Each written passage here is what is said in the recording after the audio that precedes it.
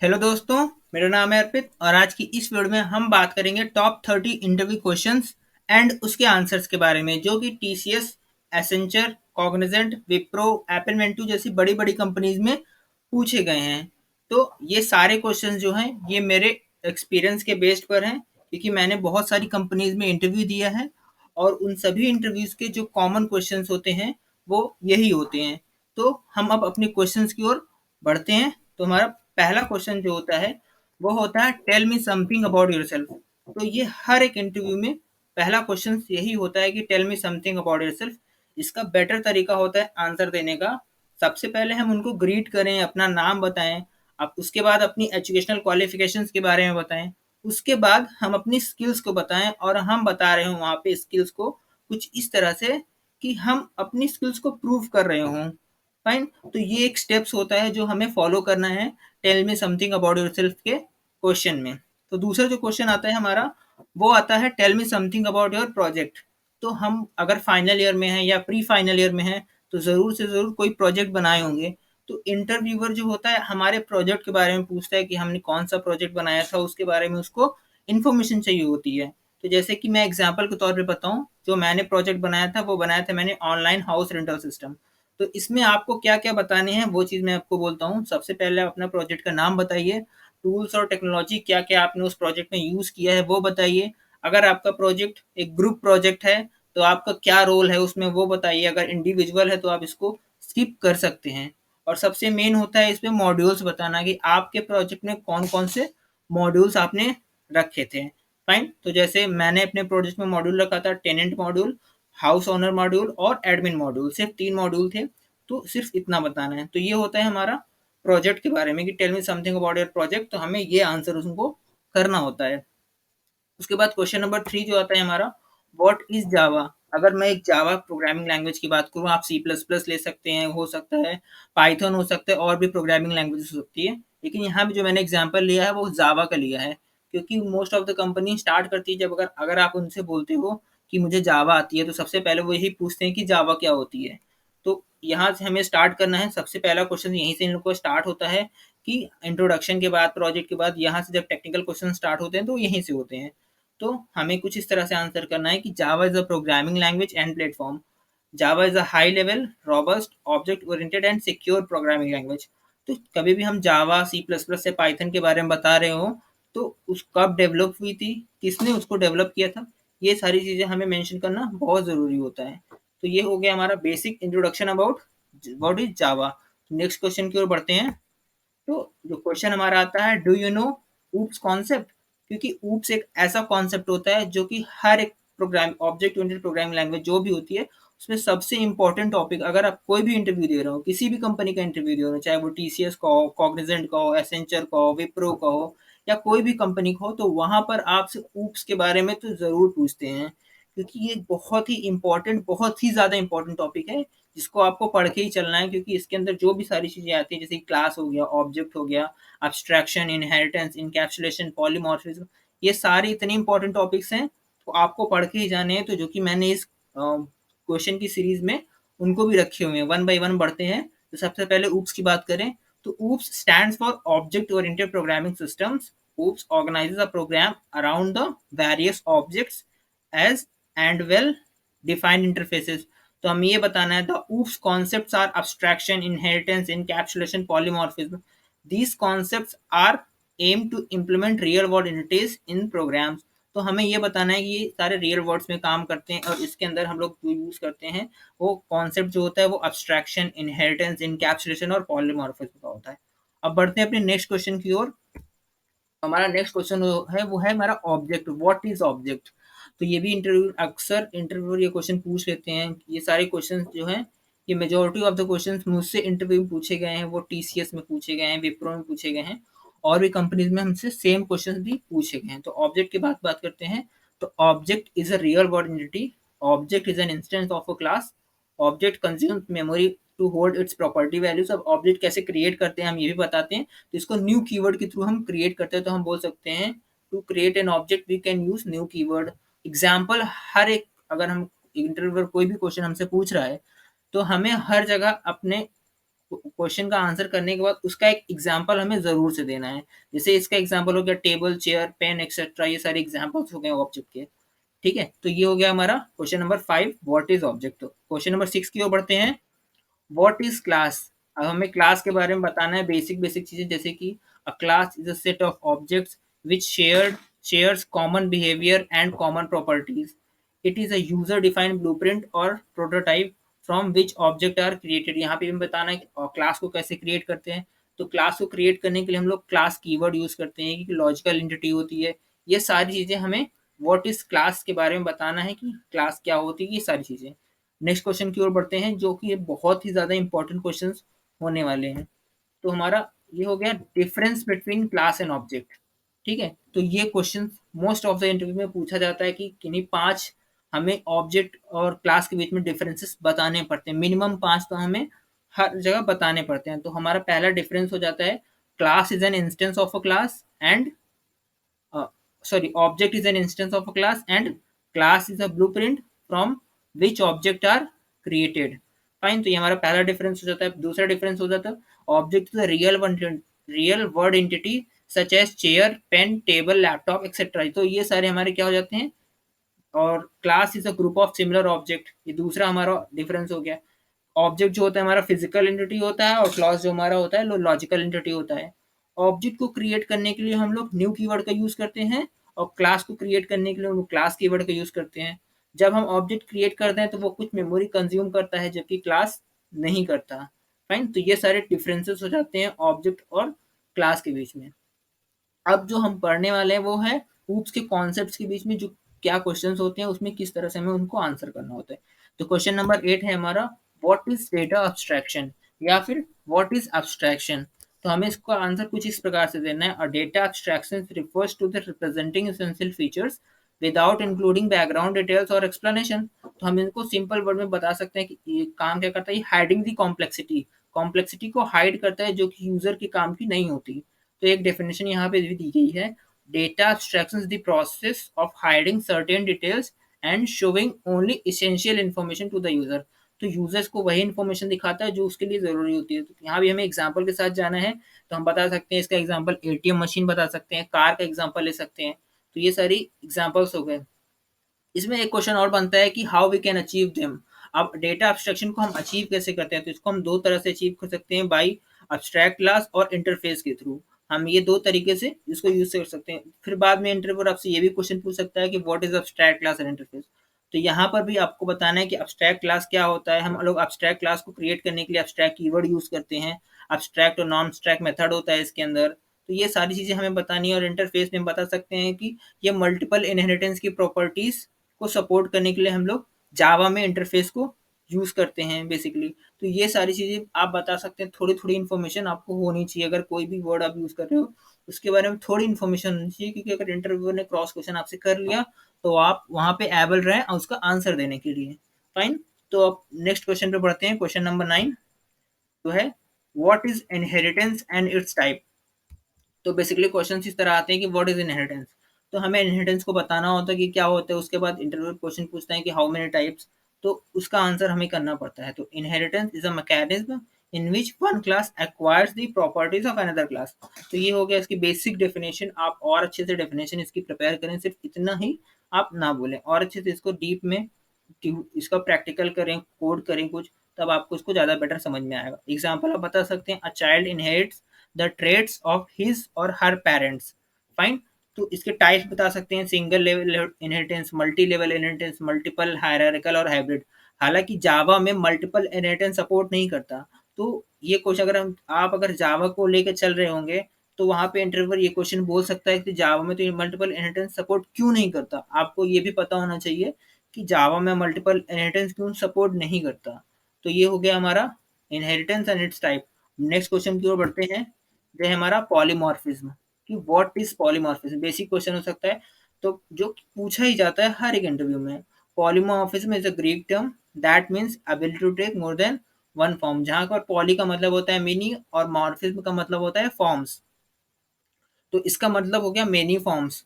अगर इसका एग्जांपल बता सकते हैं, a person with the different relation, एक एक आदमी है उसका अलग अलग रिलेशन अलग अलग इंसान से हो सकता है, तो वही होता है हमारा पॉलीमॉर्फिज्म, जिसका आप एग्जांपल के तौर पे बता सकते हैं। फाइन, तो there are two types of polymorphism, compiled time polymorphism और रन टाइम पॉलीमॉर्फिज्म।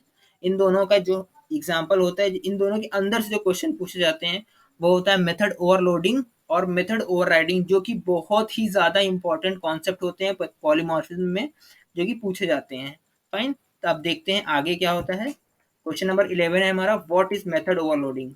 जैसे कि मैंने बताया था, तो ये सारे क्वेश्चन जो हैं बहुत ही ज़्यादा इंपॉर्टेंट है। तो मेथड ओवरलोडिंग क्या होती है? Method overloading means having two और more methods in a class with the same name and different arguments, और बोल सकते हैं इसको पैरामीटर भी। फाइन, तो ये होता है हमारा method overloading. It can be with a different number of argument और different data types of argument. अब ये क्या होता है भाई, इस सेकंड वाली लाइन का क्या मतलब हो रहा है? तो फाइन, इसका मतलब ये है कि इंटरव्यू हमसे पूछ लेता है question, how we can overload a method. तो हमें बताना होता है कि सर हम दो तरह से इसको ओवरलोड कर सकते हैं, by changing the number of data type and by changing the number of arguments. तो हमें ये दोनों चीज़ों को यहाँ पर उनको बताना पड़ता है। तो ये होता है हमारा मेथड ओवरलोडिंग। अब आगे नेक्स्ट क्वेश्चन पे बढ़ते हैं। क्वेश्चन नंबर 12 है हमारा, व्हाट इज मेथड ओवरराइडिंग। तो मेथड ओवरराइडिंग के बारे में पूछ लेता है, तो हमें बताना है कि method overriding occurs when a सब क्लास यानी कि child class has the same method as the parent class. तो इसका भी हम जब भी बता रहे हो तो इसका हमें एग्जाम्पल लेके बताना है। फाइन, तो इसका आप दूसरे वर्ड्स में हम क्या बोल सकते हैं, method overriding occurs when a सब class provides a particular implementation of a method declared by one of its parent classes.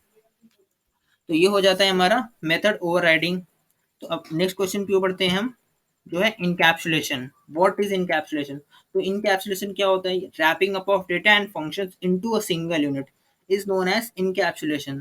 Fine, इसका एग्जांपल हम बता सकते हैं, a capsule that have mixed have several medicine. तो ये सारे जो कॉन्सेप्ट्स हैं ये ऊप्स के कॉन्सेप्ट्स हैं सारे के सारे, क्योंकि ऊप्स के कॉन्सेप्ट बहुत ही ज्यादा इसमें पूछे जाते हैं। अब नेक्स्ट क्वेश्चन पे पढ़ते हैं, जो कि है कंस्ट्रक्टर। अब कंस्ट्रक्टर एक ऐसा टॉपिक है जो कि हर जगह हमसे पूछा ही जाता है कि कंस्ट्रक्टर क्या होता है। अगर हम जावा की बात करें, constructor in Java is use to create the instance of the class. Fine, constructor are almost similar to method except for two things. क्या होता है, its name and the is same as the class name and it have no return type. इसका कोई भी return type नहीं होता। Fine, दो type, ये तीन टाइप के होते हैं, non parameterize constructor, parameterize constructor and the copy constructor. तो नॉन पैरामीटराइज कंस्ट्रक्टर को हम लोग डिफॉल्ट कंस्ट्रक्टर भी यहाँ पे कहते हैं। फाइन, और पैरामीटराइज कंस्ट्रक्टर ऐसे कंस्ट्रक्टर होते हैं जिसके अंदर हम कुछ पैरामीटर को पास कर रहे होते हैं, और कॉपी कंस्ट्रक्टर ऐसे कंस्ट्रक्टर होते हैं जहां पर हम पैरामीटराइज कंस्ट्रक्टर की कुछ वैल्यू को कॉपी कर रहे होते हैं। तो ये होता है हमारा नॉन कॉपी कंस्ट्रक्टर। अब आगे नेक्स्ट क्वेश्चन पे पढ़ते हैं हम, जो कि हमारा व्हाट इज एक्सेस मॉडिफायर्स। तो एक्सेस मॉडिफायर्स क्या होते हैं हमारे, तो the access modifiers in Java specifies the accessibility और scope of a field, method, constructor और क्लास। फाइन, तो बेसिकली हम लोग इसमें बताते हैं एक्सेसिबिलिटी का जो हमारा काम होता है वो हम बताते हैं कहाँ पर, एक्सेस मॉडिफायर्स में। Fine. We can change the access level of fields, constructors, methods, and class by applying the class or the access modifiers on it. Fine. तो ये होता है हमारा access modifier। इसके कुछ टाइप्स होते हैं, वो टाइप्स क्या होते हैं, पहला हमारा हो गया private, default, protected and public. इन सभी के बारे में हमें बताना होता है। बेसिकली इनकी हमें एक्सेसिबिलिटी बतानी होती है कि इनकी सारी एक्सेसिबिलिटी क्या होती है। अगर हम प्राइवेट देते हैं तो हमारी एक्सेसिबिलिटी कुछ और होगी, डिफॉल्ट देते हैं तो कुछ उसकी एक्सेसिबिलिटी अलग होगी, प्रोटेक्टेड देते हैं तो उसकी एक्सेसिबिलिटी कुछ और होगी, पब्लिक देते हैं तो उसकी कुछ और होगी। फाइन, तो ये होता है हमारा एक्सेस मॉडिफायर्स। तो इन सभी क्वेश्चंस को आपको डीप डाउन पढ़ना है और अंदर जाके एग्जाम्पल के साथ, तब ये सारी चीजें आपको और अच्छे से समझ में आएगी। फाइन, तो हम बात करते हैं नेक्स्ट क्वेश्चन की, जो है व्हाट इज एरे। तो array is a collection of similar types of data. An array is a container objects that holds a fixed number of values of a single type. Fine. तो the length of array is established when the array is created. तो यहाँ पर इसका answer कुछ इस प्रकार देने के बाद आपको इसका कुछ एडवांटेज कुछ डिसएडवांटेज भी बताना पड़ेगा, जिससे कि ये बेटर इम्पैक्ट पड़ेगा आपकी परफॉर्मेंस पर। फाइन, अब नेक्स्ट क्वेश्चन की ओर बढ़ते हैं, जो है do you know about recursion. तो रिकर्शन के बारे में क्वेश्चन पूछ लिया जाता है। बहुत सारे स्टूडेंट्स को ऐसे डाउट होता है कि रिकर्शन हमें नहीं आता, हमें कोड करना नहीं आता, तो अभी उस बारे में उनको बात नहीं करनी। जब आपसे कोडिंग का राउंड अलग होता है, ये बेसिक, जब आपसे क्वेश्चन थ्योरी के पूछ रहे होते हैं, यहाँ पे इनका कुछ अलग होता है। फाइन। तो अगर आपसे रिकर्शन पूछा जाए, उसको सिर्फ डेफिनेशन और उसके कुछ क्या होते हैं, टाइप्स बता दीजिए, एडवांटेज बता दीजिए, डिसएडवांटेज बता दीजिए, ये सारी चीजें आप बता सकते हैं। तो अगर हम रिकर्शन की बात करें, recursion is a process in which a method call itself continuously. A method that calls itself is called recursive method. Fine. आप यहाँ पे इसके टाइप्स बता सकते हैं कि इनडायरेक्ट, डायरेक्ट, ये सारी चीजें तो ये आप रिकर्शन में बता सकते हैं। नेक्स्ट क्वेश्चन में बढ़ते हैं, जो है हमारा व्हाट इज एक्सेप्शन। एक्सेप्शन पूछा जाता है, तो an exception is an event which occurs during the execution of a program that disrupts the normal flow of the program instruction. Fine. When an error occurs with in a method, the method creates an object and hands it off to the run time system. तो basically हमें ये समझाना होता है कि exception क्या होता है, वो कैसे डिस्टर्ब करता है हमारे इंस्ट्रक्शन को। अब ये सारी चीजें जो होती है, उनको डेफिनेशन के साथ साथ एग्जाम्पल भी हमें एक दो देना पड़ता है, जिससे कि आपका बेटर इम्पैक्ट पड़ता है इंटरव्यू के ऊपर।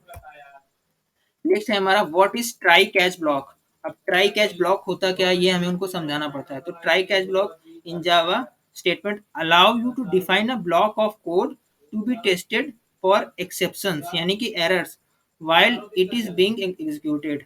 फाइन। तो हमें ये वहां पे बताना पड़ता है, the try catch in Java always occur in pairs. हमें ये बताना होता है कि भाई ट्राई कैच जो ब्लॉक होता है, वो सिंगल नहीं होता, ये हमेशा पेयर में होता है, क्योंकि हम ट्राई को सिंगल यूज नहीं कर सकते, इस तरह कैच को हम सिंगल यूज नहीं कर सकते। हमें जब भी ट्राई कैच यूज करना होगा, तो उसको साथ में ही यूज करना पड़ेगा। जैसे कि ट्राई फाइनली हम यूज करते हैं, उसको साथ में यूज कर सकते हैं। तो इस टाइप के क्वेश्चन बनते हैं। इंटरव्यूअर इस टाइप के क्वेश्चन पूछ सकता है कि what is try, try keyword, what is catch keyword, या पूछ सकता है what is try catch block, या पूछ सकता है ट्राई फाइनली ब्लॉक। कभी कभी फाइनलाइज कीवर्ड्स के बारे में भी इंटरव्यूअर क्वेश्चन पूछ लेता है यहाँ से। फाइन। आगे बढ़ते हैं अब नेक्स्ट क्वेश्चन की ओर, जो है व्हाट इज कलेक्शंस। अब देखिए, कलेक्शंस एक ऐसा टॉपिक है जो कि जावा का थोड़ा एडवांस वर्जन कहलाता है। तो हमें ये भी इसकी डेफिनेशन तो एटलीस्ट पता होनी चाहिए, डेफिनेशन पता होना चाहिए, क्या होता है ये पता हमें होना चाहिए। The collection is a framework that provides an architecture to store and manipulate the group of objects. Collections can achieve all the operations that you perform on data, such as searching, sorting, insertion, manipulation and deletion. तो ये सारी चीजें हमें बतानी पड़ती है कहाँ पे, कलेक्शंस के बारे में। नेक्स्ट क्वेश्चन की ओर बढ़ते हैं, व्हाट इज फाइल हैंडलिंग। अगर हम जावा की बात करें, तो जावा में जो फाइल हैंडलिंग का कॉन्सेप्ट होता है, कि बहुत ज्यादा पुअर होता है। फाइन, मतलब बहुत ही ज्यादा यूज नहीं करते फाइल हैंडलिंग, बहुत ज्यादा हम यूज करते हैं कहाँ पर, वो सी लैंग्वेज में। लेकिन कभी कभी ऐसा होता है कि इंटरव्यू क्वेश्चन हमसे पूछ लेता है, हालांकि 3 से 4 कंपनी के इंटरव्यूज में मुझे फाइल हैंडलिंग के बारे में पूछा गया है, तो मैंने उनको यही आंसर यहाँ पे दिया है। ठीक है। तो जिसमें हम क्या करते हैं, कुछ ऑपरेशन परफॉर्म करते हैं फाइल से रिलेटेड, जो भी हम मॉडिफिकेशन करते हैं, वो सारी चीज़ें हम इसमें बता सकते हैं। ये भी बता सकते हैं कि हम जावा में जो होता है, वो फाइल हैंडलिंग बहुत पुअर होता है। तो बेसिक डेफिनेशन समझते हैं। File handling in Java is defined as reading and writing data to a file, the particular file class from the package called java.io। अगर हम जावा की बात कर रहे हो तब, allow us to handle and work with different formats of file. तो files के अलग अलग फॉर्मेट भी हो सकते हैं यहाँ पे। ठीक है। तो ये होता है हमारा फाइल हैंडलिंग। नेक्स्ट क्वेश्चन की ओर बढ़ते हैं, जो है हमारा मल्टी थ्रेडिंग का। व्हाट इज मल्टी थ्रेडिंग, ऐसे क्वेश्चन पूछ लिया जाता है। ये क्वेश्चन मुझसे 2 इंटरव्यू में पूछा गया था, जहाँ और भी इंटरव्यू पूछा गया मुझे, लेकिन याद नहीं, जहाँ तक टीसीएस में और एपिनमेंटिव के इंटरव्यू मुझसे ये क्वेश्चन पूछे गए थे। तो multi threading refers to a process of executing 2 or more threads simultaneously for maximum utilization of CPU. तो ऐसा हमने पढ़ा है इसको, मल्टी थ्रेडिंग को ऑपरेटिंग सिस्टम्स में भी, जावा में भी पढ़ रहे हैं। तो ये बहुत हमारे लिए ईजी हो जाता है इस टॉपिक को समझना। तो उसके बाद एक हम और चीज बोल सकते हैं, a thread is a light weight process requiring fewer resources to create and share the resources, share the process resources. तो ये बेसिक डेफिनेशन के साथ हम उनको एक एग्जांपल भी बता सकते हैं कि मल्टी थ्रेडिंग के क्या एग्जांपल होते हैं। तो अगर हम एग्जांपल बताते हैं, तो इससे बेटर इम्पैक्ट पड़ता है हमारा। नेक्स्ट क्वेश्चन की ओर बढ़ते हैं, ये हमारा what is stack and it's operations.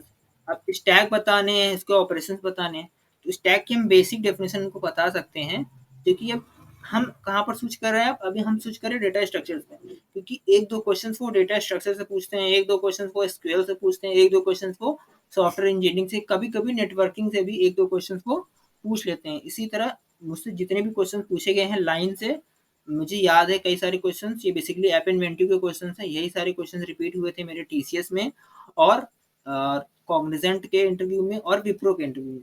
तो लगभग लगभग ये सारे क्वेश्चंस ऐसे क्वेश्चंस हैं जो आपके लिए बहुत ही ज़्यादा इंपॉर्टेंट है। अगर आपके इंटरव्यू एक दो दिन बाद है तो इतने क्वेश्चंस आप प्रिपेयर करके चाहिए और भी आप पढ़े रहिए। आप इस बात को नोटिस करेंगे कि मैक्सिमम क्वेश्चंस आपको इसी 30 क्वेश्चंस में आपको मिलेंगे। फाइन, तो हम बोल सकते हैं a stack is the data structure which is use to store data in a linear fashion. Fine, stack किस प्रिंसिपल को फॉलो करता है, वो लीफो प्रिंसिपल को फॉलो करता है। इसका जो हम एग्जांपल बता सकते हैं वो बता सकते हैं ग्लास ऑफ वाटर, या बुक से एग्जांपल ले सकते हैं। ऑपरेशंस की बात करें, बेसिकली 5 ऑपरेशन परफॉर्म करता है, push, pop, peak, is full और इज एम्प्टी। ये क्वेश्चन जब मुझसे पूछा गया था इंटरव्यू में, तब मैंने उनको सिर्फ 2 ऑपरेशन के बारे में बताया था, पुश और पॉप। और जबकि उन्होंने सर ने बोला कि नहीं इसके और भी ऑपरेशन होते हैं, तो मैंने बताया इज फुल और इज एम्प्टी जो होते हैं वो तो उसकी कंडीशन पर डिपेंड करते हैं, लेकिन उन्होंने बताया नहीं, ये सारे ऑपरेशन ही कहलाते हैं। फाइन, तो ये हो गया हमारा क्वेश्चन नंबर 23। क्वेश्चन नंबर 24 की ओर बढ़ते हैं, जो है हमारा शॉर्टिंग। What is shorting? तो हमें शॉर्टिंग के बारे में उनको बताना पड़ेगा कि शॉर्टिंग क्या होती है। तो sorting is a process of ordering और placing a list of elements from a collection in some kind of order. Fine, तो कुछ ऑर्डर में हम उसको बना रहे होते हैं, वो कुछ भी ऑर्डर हो सकता है, हमारा असेंडिंग ऑर्डर हो सकता है, डिसेंडिंग ऑर्डर हो सकता है, लेकिन मैक्सिमम हमें असेंडिंग ऑर्डर में ही करना होता है, मैक्सिमम चांसेस में, मैं सभी में नहीं बोल रहा हूँ। It is nothing but storage of data in shorted order. हम शॉर्टेड ऑर्डर में अपने डेटा को स्टोर कर रहे होते हैं, दैट्स इट, इससे अलावा कुछ नहीं होता। और और हम इसको शॉर्टिंग में और क्या बोल सकते हैं, इसके टाइप्स बता सकते हैं उनको कि कितने सारे टाइप्स होते हैं, सिलेक्शन शॉर्ट, बबल शॉर्ट, तो ये सारी चीजें हम उनको बता सकते हैं। फाइन, आगे बढ़ते हैं। What is dynamic programming? अब डायनेमिक प्रोग्रामिंग की हम बात कर रहे हैं तो ये एक बहुत ही कॉम्प्लेक्स टॉपिक माना जाता है। किसी भी प्रोग्रामिंग लैंग्वेज में अगर हम जावा की बात करें तो जावा में भी बहुत ही कॉम्प्लेक्स टॉपिक डायनेमिक प्रोग्रामिंग को माना जाता है। लेकिन इंटरव्यूअर से आपसे इसलिए क्वेश्चन पूछता है कि वो ये देखना चाहता है कि आपको बेसिक नॉलेज भी है इसके बारे में कि नहीं। तो हमें इसका अगर सिर्फ डेफिनेशन भी पता होगा, इसके बारे में हम थोड़ा बहुत भी जानते होंगे, तो हम उसको बता पाएंगे। तो ये डायनेमिक प्रोग्रामिंग होता है क्या है? Dynamic programming is an algorithmic technique used when solving an optimization problem by breaking it down into simpler subproblems and utilizing the fact that the optimal solution to the overall problem depend upon the optimal solution to its subproblem। तो हमें dynamic programming में इसका optimal solution ढूंढना होता है, क्योंकि देखिए जैसे हमारे पास कोई बड़ी प्रॉब्लम है, उस प्रॉब्लम को पहले हम छोटे-छोटे पार्ट्स में डिवाइड कर लेंगे, अब छोटे-छोटे पार्ट्स की भी एक प्रॉब्लम होगी, उसको भी हम सॉल्व करते जाएँगे। तो ये हम ऑप्टिमल सॉल्यूशन उसका बनाते जाएँगे, जितना हम उसको बना बना सकें। तो ये होता है हमारा dynamic programming basically. It is used to solve many real life problem, such है जैसे कुछ प्रॉब्लम जैसे make a change problem, knapsack problem होती है, ऑप्टिमल बीएसटी प्रॉब्लम होती है। तो ये सारी जो प्रॉब्लम होती है डायनामिक प्रोग्रामिंग में हम लोग पढ़ते हैं। नेक्स्ट टॉपिक पर बढ़ते हैं, जो वो है हमारा वेब डेवलपमेंट की ओर। फाइन, क्योंकि कुछ कुछ क्वेश्चन होते हैं वो वेब डेवलपमेंट से भी पूछे जाते हैं, जैसे कि एचटीएमएल क्या होता है, सीएसएस क्या होता है, जावास्क्रिप्ट क्या होती है। तो बेसिक हमें इनको बताना होता है कि HTML stands for hypertext markup language. It is used to create an skeleton और the structure of the web pages, और इसको किसने डेवलप किया, ये सारी चीजें हमें बतानी होती है। सपोज एचटीएमएल हो गया, सीएसएस में हम बता सकते हैं कि इसका फुल फॉर्म क्या होता है, कैस्केडिंग स्टाइल शीट, इसको हम यूज क्यों करते हैं, for styling the web pages. इसी तरह जावास्क्रिप्ट की बात करें तो जावास्क्रिप्ट एक स्क्रिप्टिंग लैंग्वेज होती है, जो कि क्लाइंट साइड और सर्वर साइड हम दोनों जगह यूज करते हैं। बेसिक इसका काम जो होता है वो वैलिडेशन और वेरिफिकेशन के लिए हम लोग करते हैं। तो ये सारी चीजें हम बेसिक बेसिक टर्म्स में बता सकते हैं अगर वो इस तरह से क्वेश्चन पूछते हैं, क्योंकि बहुत डीप में इसका क्वेश्चन हमसे नहीं पूछते वो। नेक्स्ट क्वेश्चन जो है हमारा, do you know about SQL? तो हमसे एसक्यूएल के बारे में भी क्वेश्चन पूछते हैं, तो हमें बेसिक बताना है कि एसक्यूएल का फुल फॉर्म क्या होता है, वो क्या कैसे काम करता है। हम बेसिक बता सकते हैं SQL stand for structured query language.